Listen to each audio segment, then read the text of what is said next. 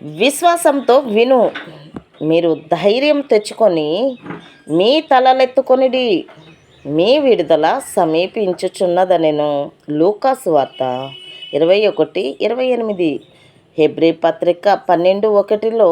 ఇంత గొప్ప సాక్షి సమూహము మేఘము వలె మనలను ఆవరించి ఉన్నందున మన ఎదుట ఉంచబడిన పరుగు పందెంలో ఓపికతో పరుగెత్తుదము అని వ్రాయబడిన ప్రకారము పరలోకమంతా నీ కోసం ఎంత ఉత్సాహంగా ఉన్నదో నీకు తెలుసా?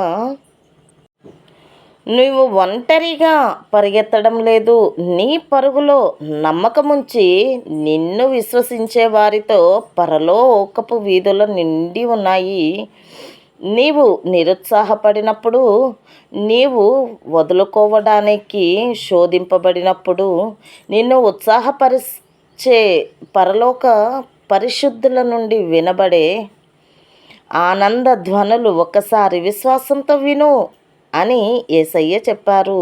ప్రతి ఉదయం నీవు అబ్రహాము, శారా, దావీదు, మోషే, రూతు లేదా నోవాహు లాంటి వారి నుండి వ్యక్తిగత వర్తమానములను స్వీకరించినట్లు ఊహించుకుంటే, నీవు ప్రతి ఉదయము మేల్కొన్నప్పుడు వారు నిన్ను ఎంతగా విశ్వసిస్తున్నారు మరియు నీవు దానిని ఎలా సాధించగలవన్న సందేశాలు ఉంటాయి.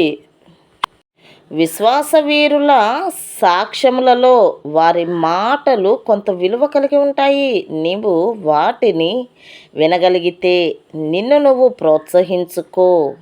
విజయం అతి దగ్గరలో ఉంది, అనుగ్రహం వస్తుంది అని వారు చెప్తున్నారు. అయితే మేము దాన్ని పొందుకున్నాము మరియు నీవు దాన్ని చేయబోతున్నావు.